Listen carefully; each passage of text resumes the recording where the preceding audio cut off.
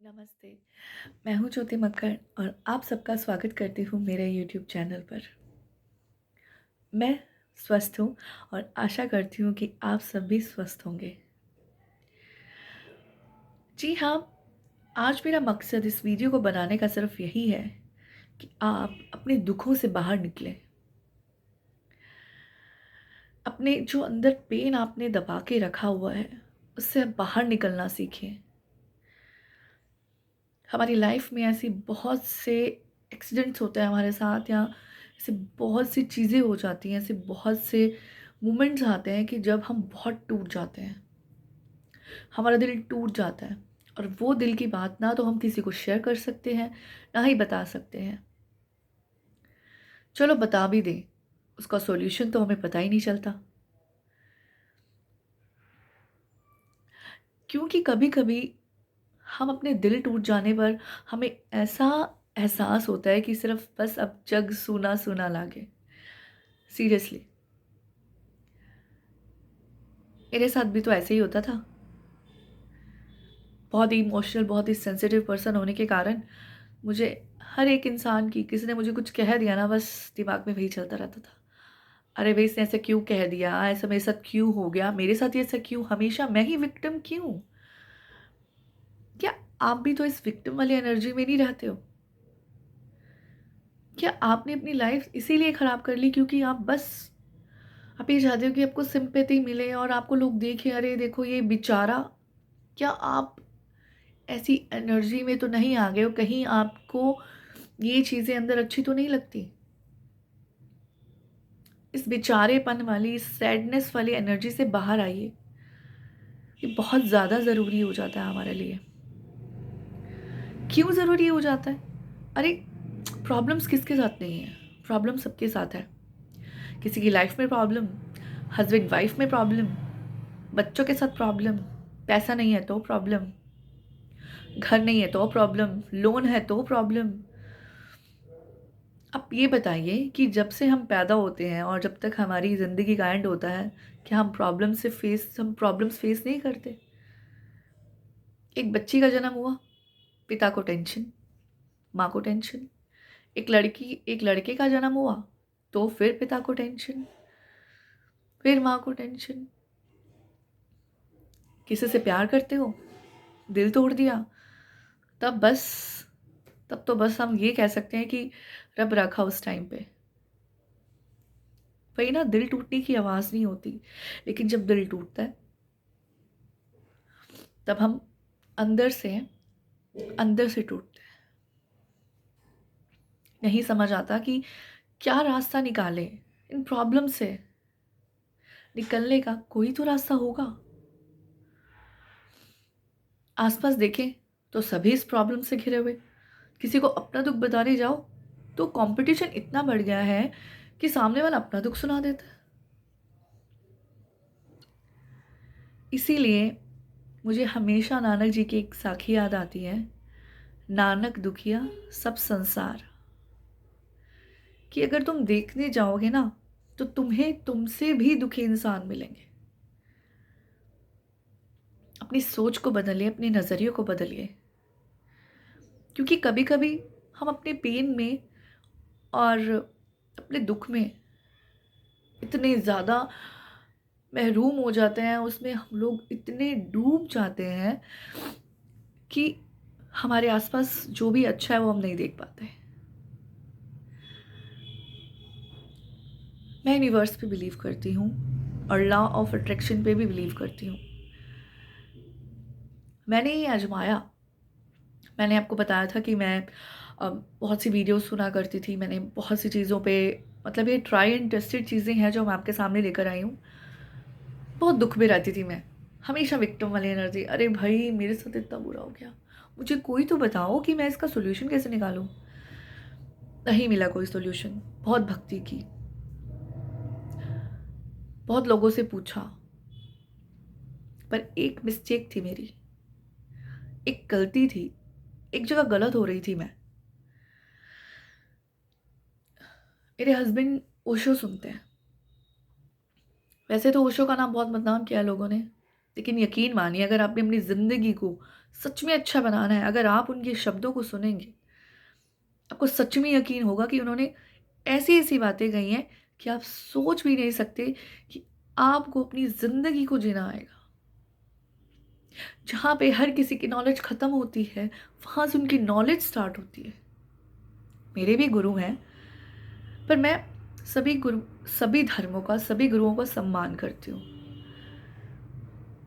मेरे लिए ये नहीं है कि किसी का गुरु हो गया तो वो मेरे गुरु से छोटा बड़ा, नहीं, ऐसा नहीं मानती मैं। गुरु गुरु होता है। मैंने आपसे ये बात इसलिए शेयर की कि जब मैं उन्हें सुन रही थी, तो आज जो हम बातें सीख रहे हैं या सुन रहे हैं कि अगर आप अपने दुख में रहेंगे तो आप दुख को अट्रैक्ट करेंगे। और ये सब चीज़ें उन्होंने बहुत पहले ही बता दी थी कि अगर आप दुखों में रहोगे तो दुख का बीज बो रहे हो आप, तो दुख ही दुख आएगा आपके सामने। दुख में मत रहिए, सुख में रहना सीखिए। सुख कैसे मिलेगा? अब ये भी क्वेश्चन है कि ठीक है, दुख के बारे में तो हमें पता है, सुख कहाँ से मिलेगा? आसपास इतनी प्रॉब्लम्स होते हुए भी सुख कहाँ से? तो एक उपाय ये है कि आप ग्रेटिट्यूड फील करें। ये सबसे बड़ा उपाय है आपकी ज़िंदगी से दुखों को दूर करने का, आपकी परेशानियों को दूर करने का, कि आप हाथ जोड़कर उस प्रभु को नमन करें और सच्चे दिल से धन्यवाद बोलें। हम धन्यवाद कहना ही भूल गए हैं, आई थिंक, है ना? किसी को थैंक यू बोलते हुए भी शर्म आती है, और इवन सॉरी बोलते हुए भी।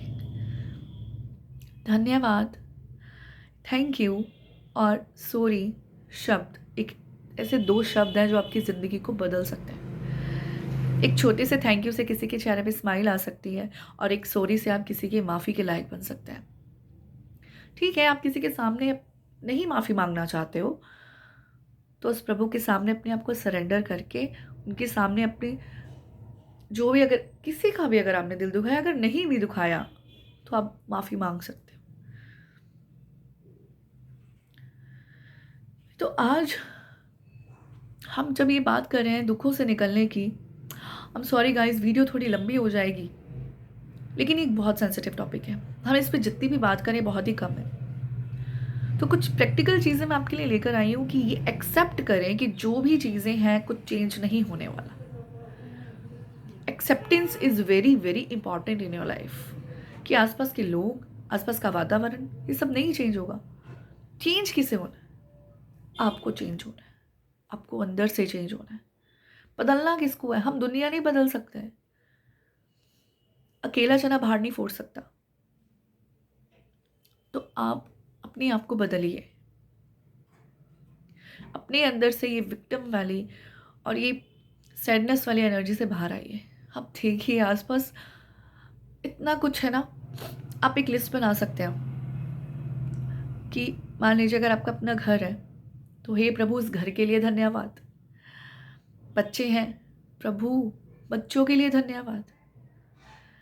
अगर आपके पास माँ बाप हैं, माँ बाप के लिए धन्यवाद। बीवी, बच्चे, पति,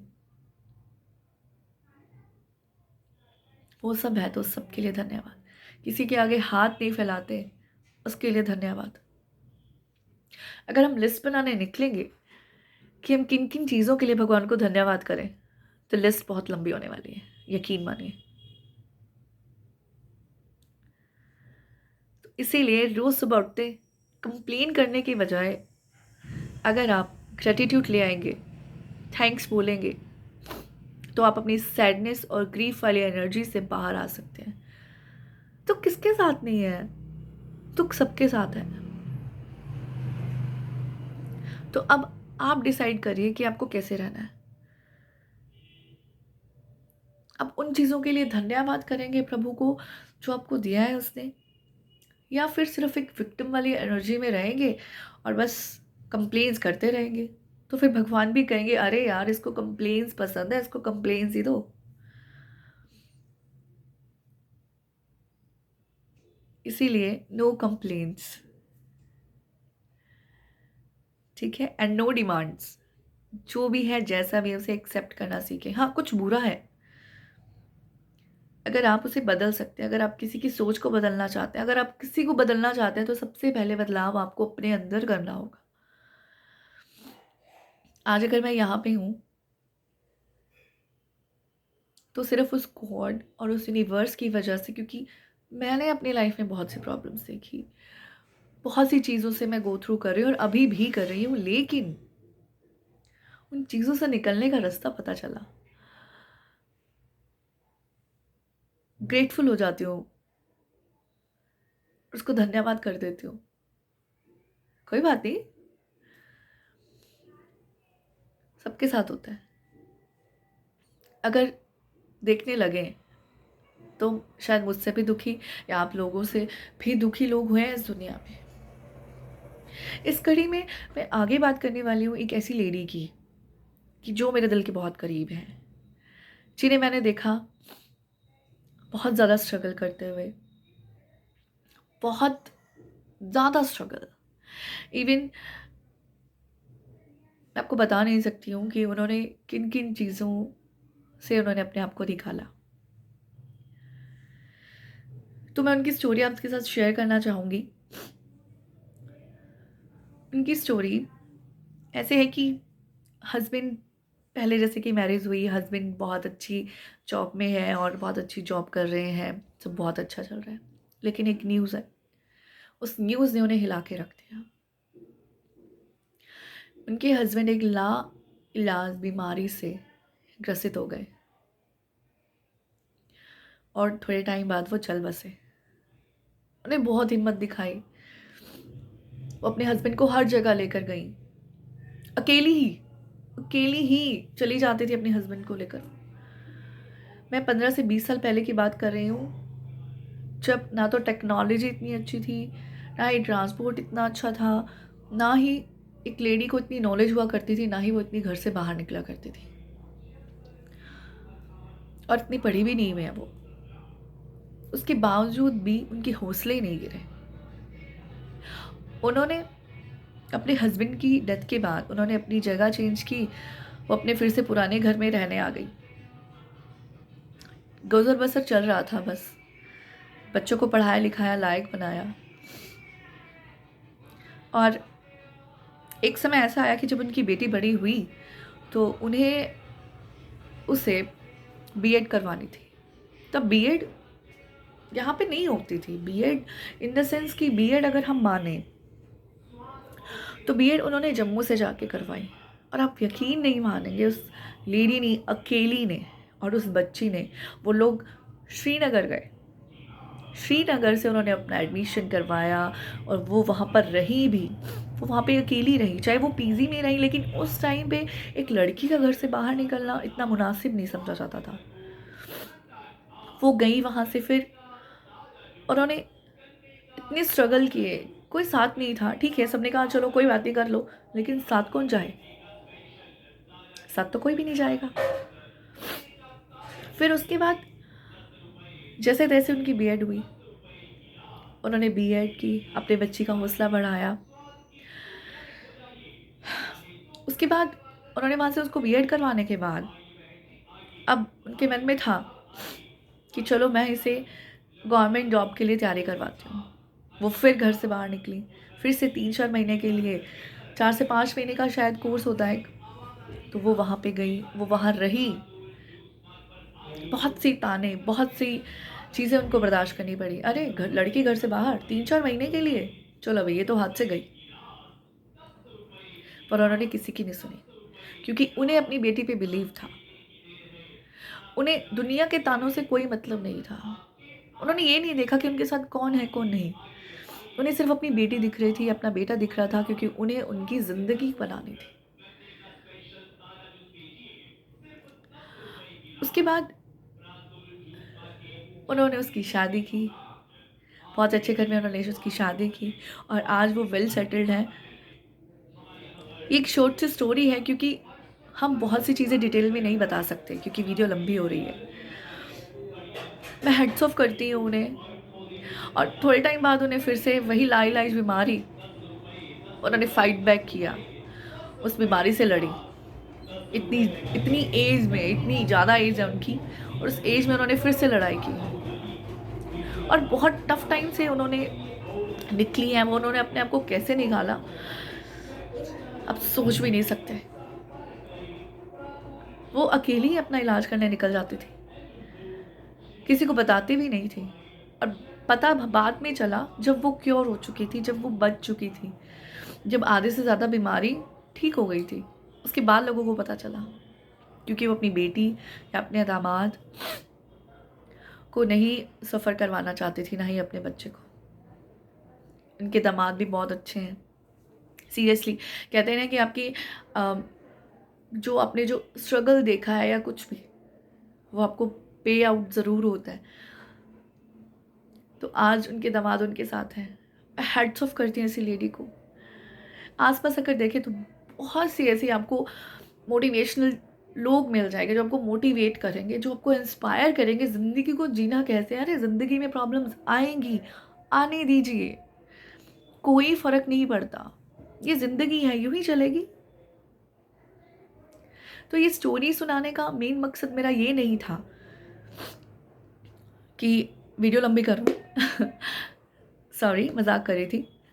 वीडियो में इस चीज़ को शेयर करने का मतलब था कि आपको पता चले कि आसपास भी ऐसे लोग हैं जिनके पास बहुत से कम साधन हैं, सीमित साधनों में वो अपना गुजर बसर कर रहे हैं और अपनी लाइफ को जी रहे हैं जिंदा दिली से। कोई शिकायत नहीं, कोई किंतु कोई परंतु नहीं। सोच बदलिए, अपना नज़रिया बदलिए, ज़िंदगी बदलते हुए देर नहीं लगती।